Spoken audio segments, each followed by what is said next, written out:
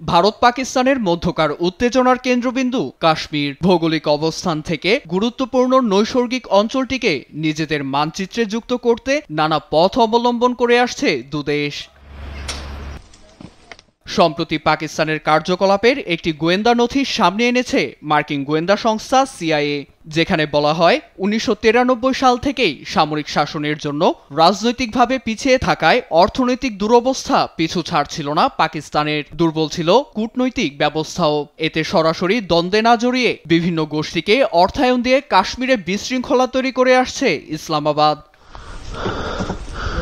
তবে তা আমলে নেয়নি ভারত। এতে ৭ বছর পর ২০০০ সালে মার্কিন প্রেসিডেন্ট বিল ক্লিন্টনের সফরের সময় ছিত্তির সিংপুরায় আত্মঘাতী হামলা চালায় সশস্ত্র সংগঠন লস্করে তৈবা। এতে ৩৫ শিখের প্রাণ গেলে হুঁশ ফিরে ভারতের।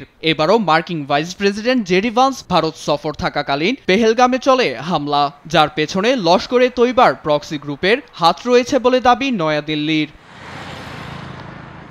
এছাড়া ২০১৬ সালে ভারত নিয়ন্ত্রিত কাশ্মীরে পাকিস্তানি সশস্ত্র বাহিনীর হামলায় প্রাণ যায় ১৭ ভারতীয় সেনার। ২০১৯ সালেও পুলওয়ামাতে আত্মঘাতী বোমা হামলায় প্রাণ যায় ৪০ ভারতীয় সেনার, যার জবাবে লাইন অফ কন্ট্রোল ও পাকিস্তান নিয়ন্ত্রিত আজাদ কাশ্মীরে বিমান হামলা চালায় ভারত। পেহেলগামে হামলার পর ভারতের ৩ বাহিনীকে পদক্ষেপ নিতে পূর্ণ স্বাধীনতা দেওয়ার মধ্য দিয়ে ঠিক এমন কিছুই ঘটার আশঙ্কা করছে আন্তর্জাতিক মহল। অন্যদিকে সামরিক মহড়া চালাচ্ছে পাকিস্তান। বৃহস্পতিবার পাকিস্তানের সংবাদ মাধ্যম জিও নিউজের এক প্রতিবেদনে উঠে আসে এ তথ্য।